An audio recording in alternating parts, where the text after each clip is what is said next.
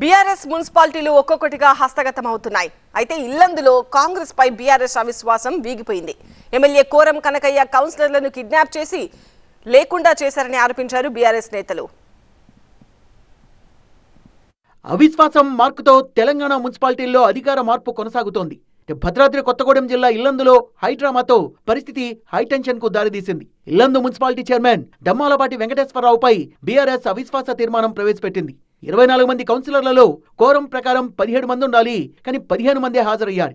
సరైన కోరం లేకపోవడంతో అవిశ్వాసం వీగిపోయిందని ప్రకటించారు అధికారులు. కోరం పూర్తి కావాలంటే 17 మంది ఉండాలి కాబట్టి 17 మంది లేరు, 15 మందే ఉన్నారు కాబట్టి ఇది సమావేశం వీగిపోయినట్టుగా, అవిశ్వాస తీర్మానం వీగిపోయినట్టుగా.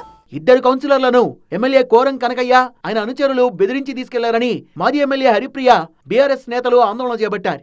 కాంగ్రెస్ బీఆర్ఎస్ నేతల మధ్య వాగ్వాదంతో పరిస్థితి ఉద్రిక్తంగా మారింది. తన భర్తను కిడ్నాప్ చేశారని కౌన్సిలర్ కొక్కు నాగేశ్వరరావు భార్య ధర్నాకు దిగారు.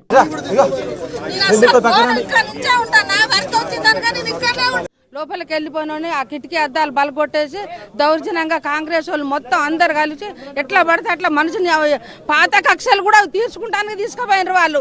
డీబీ ఒక్కసారి కాదు 3 సార్లు ఆయన గల్లా పట్టుకున్నాడు. అప్రజాస్వామికంగా వ్యవహరించిన ఎమ్మెల్యే కోరం కనకయ్య సహా అతని అనుచరులపై చర్యలు తీసుకోవాలన్నారు మాజీ ఎమ్మెల్యే హరిప్రియ.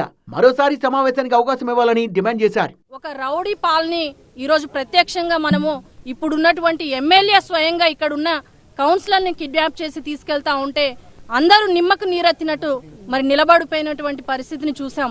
2 కౌన్సిలర్లను ఇక్కడ నుంచి లోపలికి వచ్చిన వాళ్ళని కూడా తీసుకెళ్లిపోయారు. కాబట్టి తక్షణమే ఉన్నటువంటి ఎమ్మెల్యే మీద వాళ్ళ అనుచరుల మీద కేసు ఫైల్ చేసి ప్రజాస్వామ్యాన్ని కాపాడాలి అనేసి మేమందరం కోరుతా ఉన్నాము. మేము ఒకటే కలెక్టర్ గారిని కోరుతా ఉన్నాము.